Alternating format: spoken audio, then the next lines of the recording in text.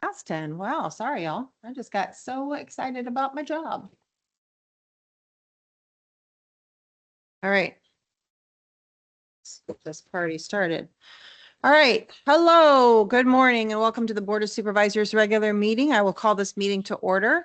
If you can, please join me for the Pledge of Allegiance. I pledge allegiance to the flag of the United States of America and to the republic for which it stands, one nation, under God, indivisible, with liberty and justice for all. Thank you. All right, next up is item 3, approved meeting minutes dated November 18, 2025. So moved. Second. Motion and a second. Any questions or comments on item 13 or the meeting minutes? All right, all those in favor say aye. Aye. Opposed? The motion carries. Item 4, approve agenda. So moved. Second. Motion and a second. Any questions or comments on the agenda? All those in favor say aye. Aye. Opposed? The motion carries. Item 5, approve consent agenda. Madam Chair, I'd move item 5. I'll second. I have a motion and a second. Any questions or comments on the consent agenda? All right, all those in favor say aye. Aye. Opposed? The motion carries. Next up, it's item 6, recognize and celebrate some of our employees for their incredible contributions and loyalty to the county. Randy Wood has served the county in secondary roads for 30 years. Wow, thanks, Randy. Jamie Saxton, 26 years of service in the health department. That's impressive. Jeff Miller, 18 years of service in the deputy sheriff department. Brad McIntyre, 11 years as in the county attorney's office. Nicholas Lynch, 10 years in secondary roads. Brett Mensker, 10 years in secondary roads. Jacob Condon, 9 years in secondary roads. Sarah Karspecken, 5 years at the health department. Brooklyn Haley, 3 years at the jail. Christopher O'Brien, 2 years at the jail. And Daniel Stewart, 1 year with secondary roads. Thank you all for serving your county for so long. We really appreciate you. Okay, next up, item 7, receive and place on file effective January 1st, 2026, per the Teamsters 238 union contract between Webster County deputies and Webster County. Please provide a 2% wage increase to all salary steps within the fiscal year 2026 contract. Madam Chair, I'll move item 7. Second. Thank you. Any questions or comments on item 7? All right, all those in favor say aye. Aye. Opposed? The motion carries. All right, here's your chance. Item 8, Terry Coleman, Iowa Central Community College agriculture instructor, would like to present to the Board of Supervisors about the operation at the county farm.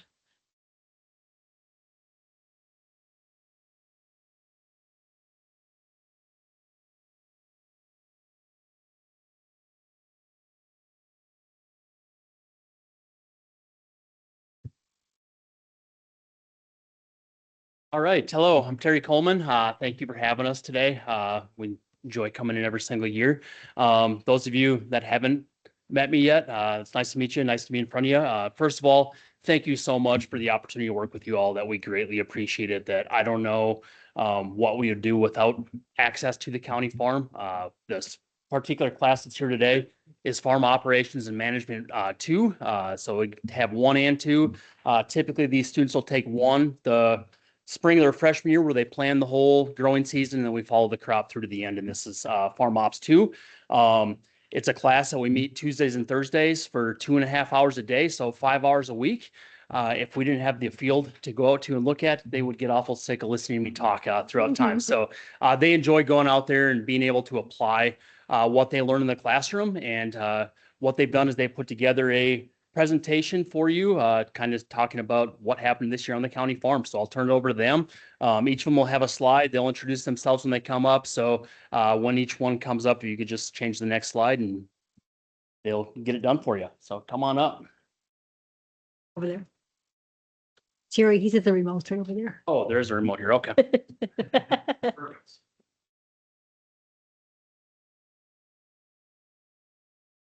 How's it going? I'm Jared Geis from Duncombe, Iowa. This year during the 2025 growing season, we were fortunate enough to have some pretty nice partners. Our first partner was New Co-op and Joe Hoffbauer. He's the head agronomist at the Otho location.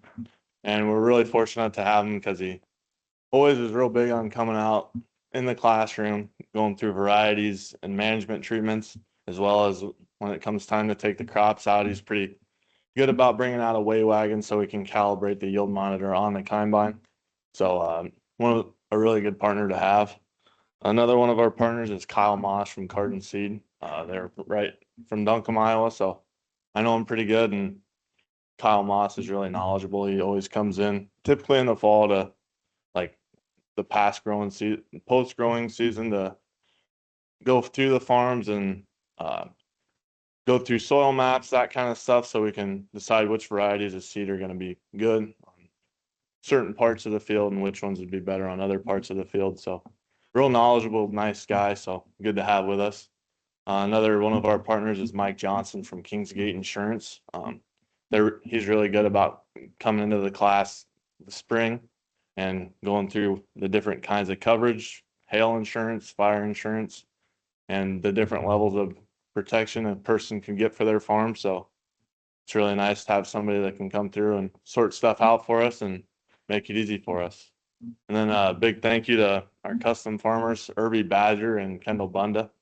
Irby Badger's been helping us for 20 years now, and he just decided to retire this year actually. So Kendall Bunda is going to take it over, but it's nice to have Irby because like myself, come from Duncombe, Iowa. My dad runs a pretty big farm, and I've done it all. I've ran the combine, I've ran the grain cart, drove semis, but not everybody has the same background that I do. So it's nice to have Irby come and combine for us, and it allows students to ride in the combine with them and check all that out. So it's been really nice to have with us. But thank you.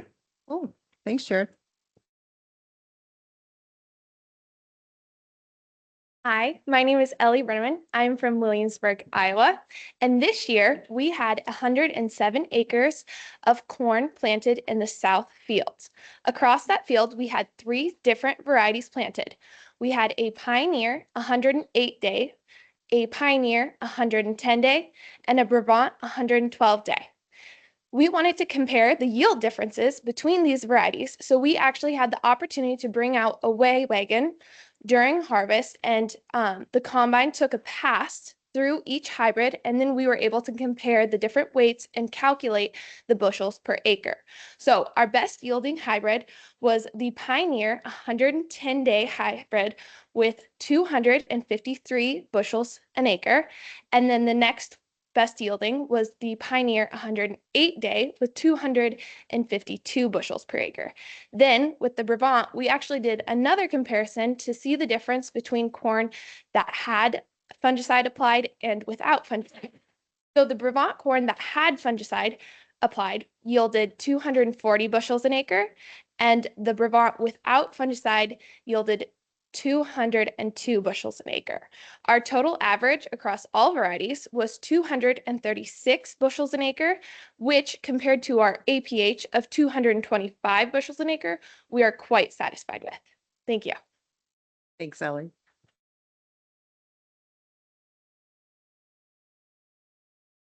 Hi, I'm Kendall Daniels, and I'm originally from Duncombe, Iowa. And this year, my classmates and I got to learn a lot about fungicide trials and how they work and the money management of it. We applied fungicide on the entire south cornfield except for 15 acres around the cell tower. The reason that we didn't apply it around it is because we did aerial spraying, so we didn't want the plane to take out the tower, obviously. Thank you. We had a 38 bushel difference, which in all reality isn't that bad. Fungicide cost us about $25 per acre, and with $4 corn, it saved us about $127 per acre, which is really good. We all agreed that applying fungicide in 2025 was definitely a good decision and definitely worth the money. Thank you. Thank you, Kendall.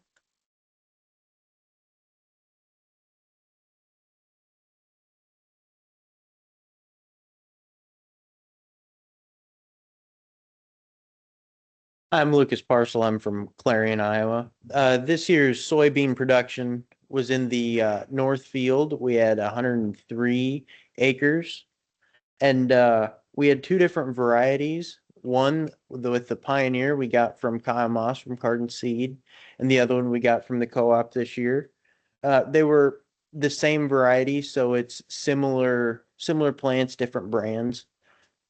The Stein ended up doing better with its yield of 66 over the 63 from the Pioneer, which isn't bad. 3 bushels is not major, but it was good to see. We tested them on different halves of the field, and it turned out pretty well with an average of 65. When our APH or average over the last about 10 years has been 62. So we're above average, and we're happy with that. So thank you very much. Thank you, Lucas. Oh, I'm Nick Erickson. I had hay production, and this year was quite difficult with all the rain, and so we couldn't really cut the hay, rake the hay, and bale the hay. So it was hard to get the hay out.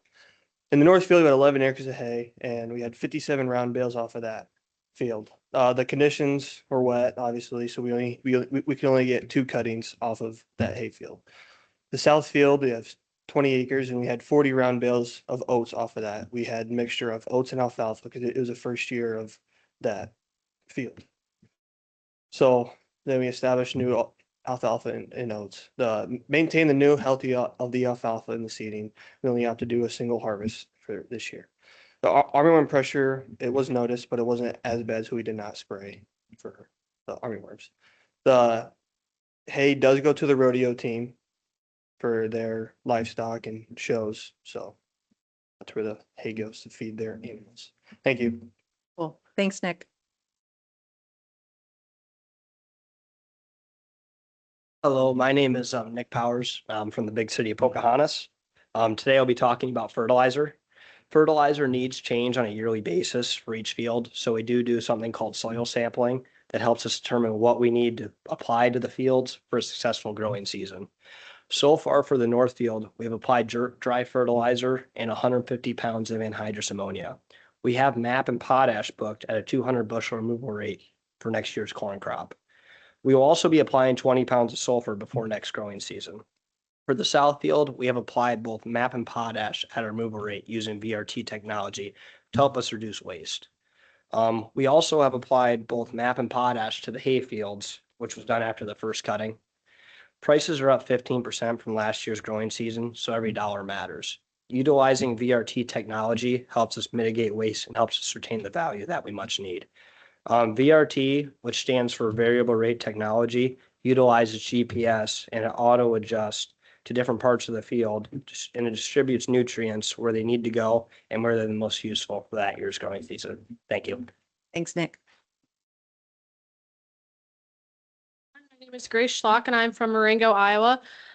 Since harvest, we made decisions for our fall tillage. And before we made any decisions, we decided to do soil compaction tests in both the north and the south field, and that's by probing the soil. And both of them were suitable for a no-till system. We decided on the south field to do a tillage comparison. So the north side of that field would be no-till, and the south side has been ripped already. And we did this to show next year's students how tillage affects the soil. And in the north field, we had beans. So we are leaving the bean stubble for the fall to save on fuel costs, so we don't have a pass in the fall. And then in the spring, we'll come back and cultivate before we plant into that next one. Thank you.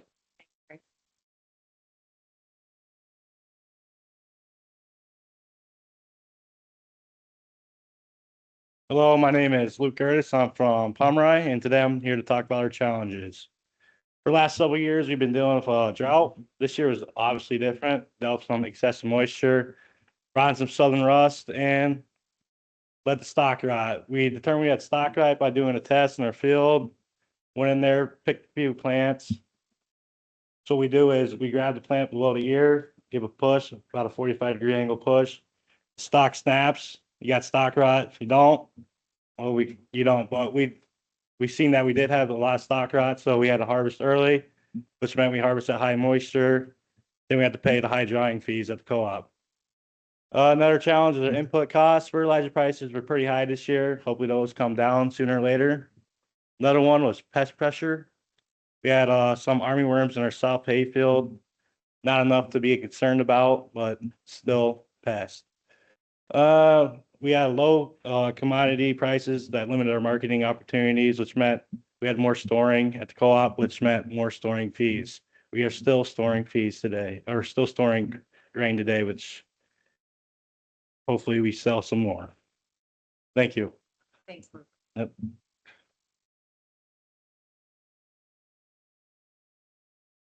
Me again. Well, being in farm operations 1 and 2, we've all gotten to experience a lot of different educational opportunities. We've gotten a lot of hands-on learning, which provides all of us students with practical field-based experiences, which is really nice.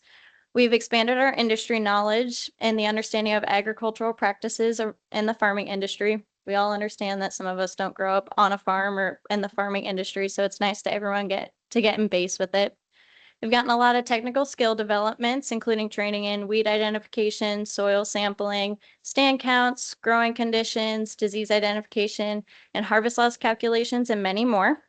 We've gotten a side of the networking part of it and creating connections with local businesses, which is really nice, and they greatly appreciate coming and talking to us, and we appreciate them coming and talking to us. We've gotten the community support, which provides hay for the Iowa Central Rodeo team, which they appreciate. And last but not least, scholarships. The money that we make from our harvest goes towards scholarships for students attending Iowa Central. Thank you.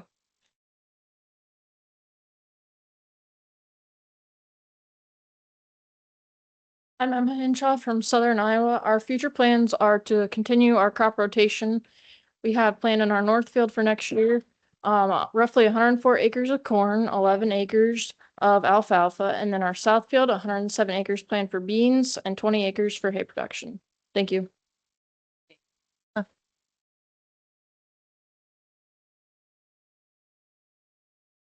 I'm Gabby Stewart and I'm from Harcourt, Iowa. And on behalf of Iowa Central Community College's Agricultural Department, we would like to express our appreciation to the Webster County Board of Supervisors for providing us opportunities such as leasing the land, the ability to get hands-on experiences, and enhancing our learning opportunities. Thank you. Thanks, Gabby. All right, so as they said, it was a fairly challenging year, a lot of moisture. But as I told this class that the first couple of years that I taught this, the growing season was very dry.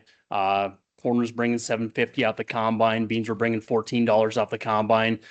Those kids couldn't make a bad decision. So this year they did get to face a lot of the challenges that they're going to see in the industry. They had a lot of chance to see a lot of disease pressure. The southern rust pressure that we saw was insane. When you can see it driving 55 miles an hour down the highway in fields, you know it's pretty heavy. They talked about the fungicide trial. The initial plan this year was only do half the field in fungicide and half not, because we have found that several years the fungicide doesn't pay for itself. So we were hoping to get by with half the field.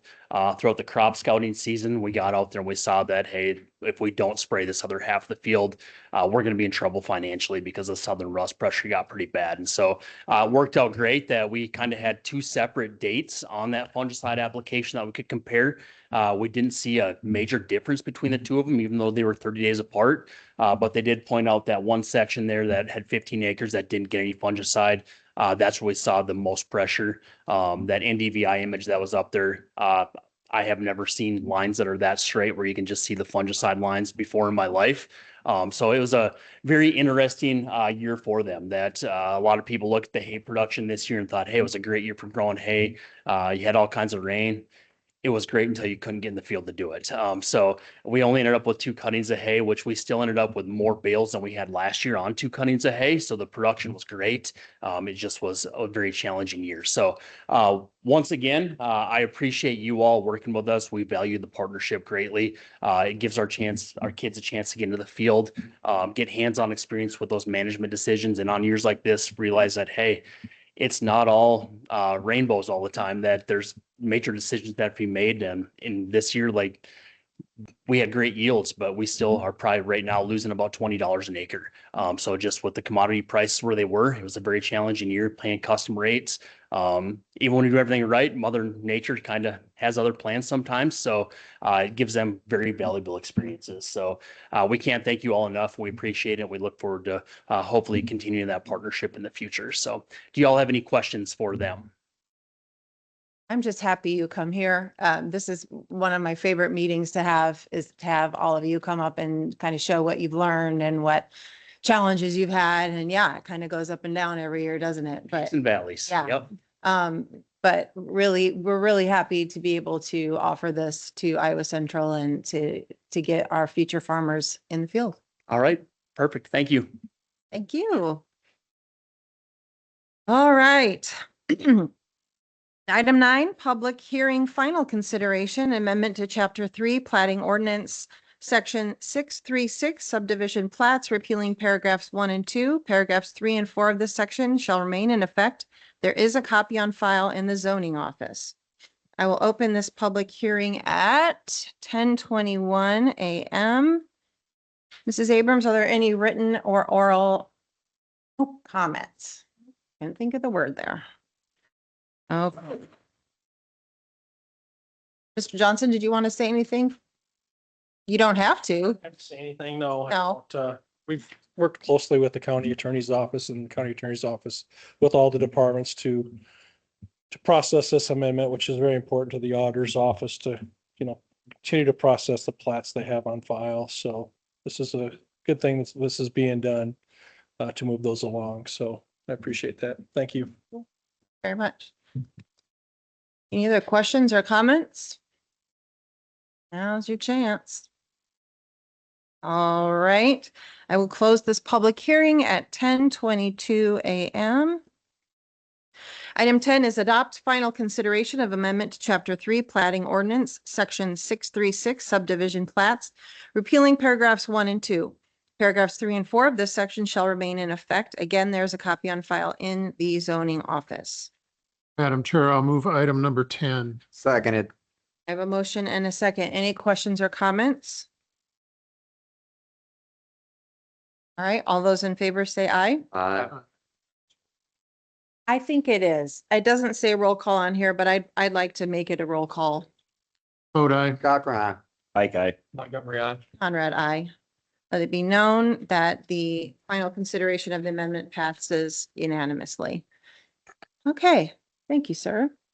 Item 11, approve settlement with Mid-America Energy for restoration of roads within the Lundgren Wind Farm project area to the amount of $302,069. So moved. Second.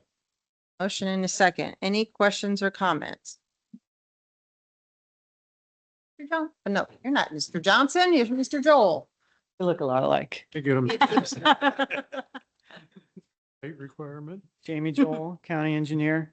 Yeah, this is the Mid-American repowering of the wind turbines south of Fort Dodge. Yeah, they're all completely done, pulled out.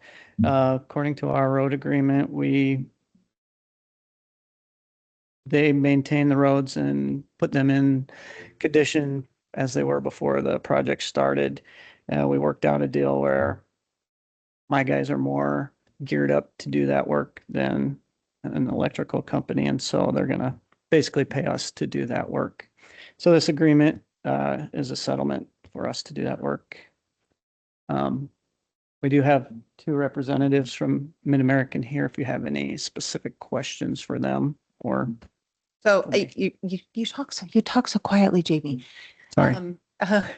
The work has or has not been done yet? It is done. It is done. Okay. All right. Thank you. Any questions or comments? I just want to say, Representative Mid-American here, just thank you for everything. We had dust control complaints a lot, and I worked with you, Mitch, on a lot of that. And you guys responded, did a good job of taking care of a lot of the issues. So it was a rough year with the rain and everything, but I think overall it was pretty good. So just want to thank you guys for that. All right. Really? Any other questions or comments? This will, just real quick then, this will close everything out actually with them for maintaining the roads. Okay. Hi. No, Mitch Steffes, Mid-American Energy, the on-site construction manager. Just want to thank the Board of Supervisors and Jamie and his team for the successful project that we did have out on sites and the positive working relationship that was built and maintained throughout the construction project. Like I said, communication is key to the success of any project, and I think we had great communication between Board of Supervisors. I mean, Nate was communicating with us if there was any concerns with the public, and as well as Austin to address those issues quickly. And then Jamie and his team, we did go out and throughout the project, we'd have our monthly meetings, weekly meeting or bi-weekly meetings and monthly meetings to walk through any concerns that they had to make sure that those were addressed. And then to close out the road use agreement, we did drive each road with the county representative and establish any corrective actions that needed to be taking place before we close out the road use agreements. And in the past, what we've done is we've gone out and rocked the roads before winter. But unfortunately with the blading of the roads during the winter, it'll take off the recent applied aggregate. So what we've learned is just to pass that over and ensure that you're reimbursed for that. So that's kind of what we're doing with this. Any other questions or comments? Echo everything Mitch said. I think everybody else has covered it, but we couldn't do these kind of projects and be successful without your continued support and just the positive working relationships. So again, from even Jeff here from the beginning and development and Crystal and just your whole team has been wonderful to work with and make this a success. So thank you. Thank you. Thank you. Any other questions or comments? All right, all those in favor say aye. Aye. Opposed, the motion carries. Item 12, approve resolution number 2025-40, a contract with PCI for project SBRFM-3007601. 5D-94, and authorize Jamie Jewell, county engineer, to sign the contract documents. Madam Chair, I move item 12. I'll second. Second, Mr. Joel. This project, I've talked about up here before. It's replacing a small bridge in Gowrie, on the Gowrie city limits, with a box culvert. We did get state funding to pay for about 98% of this project. So yeah, the project has already been let, and this is just to approve signing the contract documents. Other questions or comments? Something time is our timeline on this one, or? Yeah, probably late April. We'll get to work on it. It's PCI, Peterson Contractors, and they've done a lot of work in the county, and they're a very good contracting company. So Okay. Any other questions or comments? All right, this is a roll call vote. Cochran, aye. Aye. Montgomery, aye. Conrad, I let it be known the resolution passes unanimously. Thank you. Item 13, authorize board chair to sign notice of non-renewal of contract with Johnson Controls pursuant to paragraph 3, term and renewal of the operations and maintenance agreement so that county operations and maintenance services can be resubmitted for open bidding for the fiscal year commencing July 1, 2026. Madam Chair, I'll move item 13. I'll second it. Second, any questions or comments?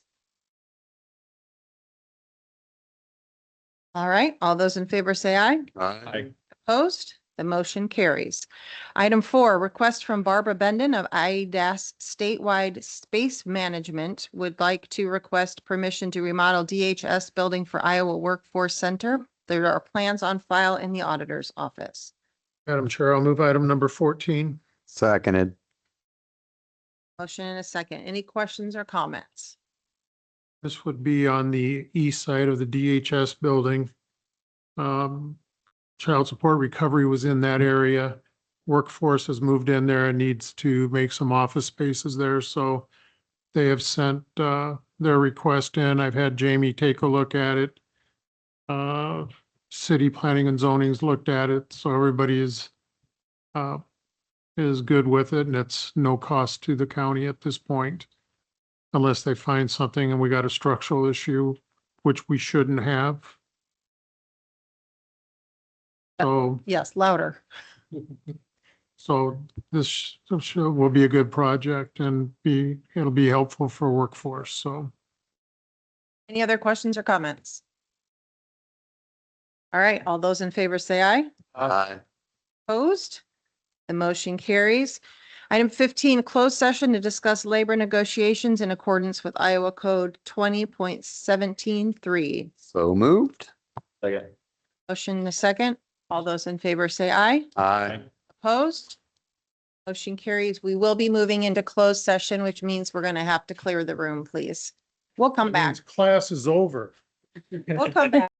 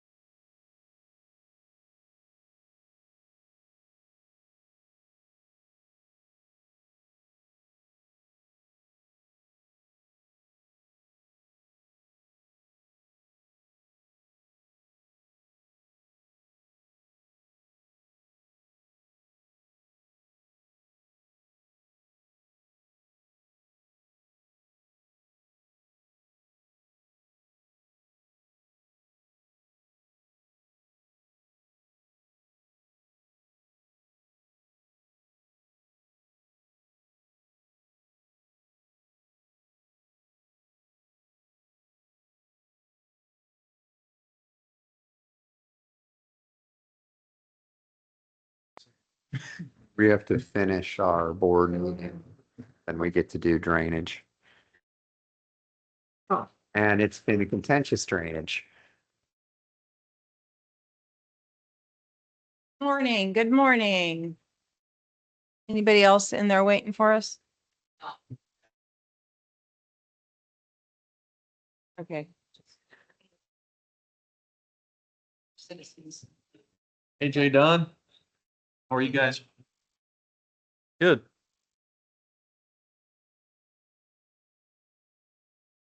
Not me.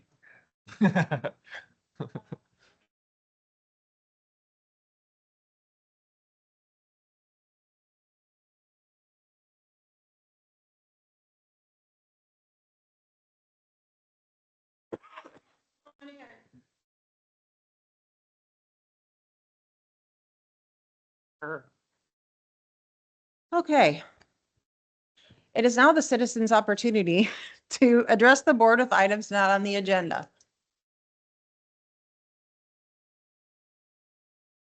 All right, we'll go to the Board of Supervisors Committee reports. We back up. Supervisor Thorne. Linking Families tomorrow, District Run Supervisor in Boone tonight. Central Avenue and Detention next week, CFR next week. Got a full agenda going on, so, an IDDA on Friday. Your turn. All right, so over the last 2 weeks, we had a landfill meeting. Summer projects are done. Stabilization project is finished. As far as the burn for brush goes, we didn't have very many companies take advantage of that, but we had a lot of citizens taking advantage of the $25 rate. For CICS, they continue to staff locations. They feel they've done a good job educating the users of the old CIS services where they can find those services now. For the opioid committee, you need to keep your eyes open for Slam the Stigma events. Manson, Northwest Webster will be playing Humboldt tonight, starting at 5. Then Fort Dodge will be playing Humboldt for Slam the Stigma on December 8th, 5:30 to 8. And St. Edmunds will be playing Algona December 16th, and tip-off for that game will be 7:30. Midas revised their compensation, including raises for many positions. And I attended a meeting on the Webster County drunk driving numbers, but this is for the Webster County State Trooper drunk driving numbers, not for Webster County as a whole, including either our county police or our Fort Dodge police. So again, just the state troopers. And they have seen their numbers of arrests for drunk driving has gone down 50% from a 2022 of high 86. And according to that meeting, which I find hard to believe, we're about to be on our year for the lowest road fatalities since 1925. Well, that's a statewide number. So again, I'm suspicious of that, but that might just be counties and cities have taken over more. I don't know.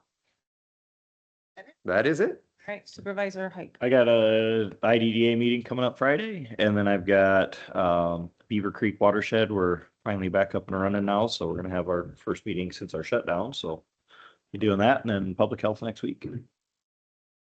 IDDA Friday, had an Upper Des Moines meeting last week, talked a little bit about the government reopening. It's helping some money flow come through different programs, so that's good. And I just want to thank the road department for working long hours this past weekend to get the roads cleaned and get all the snow pushed.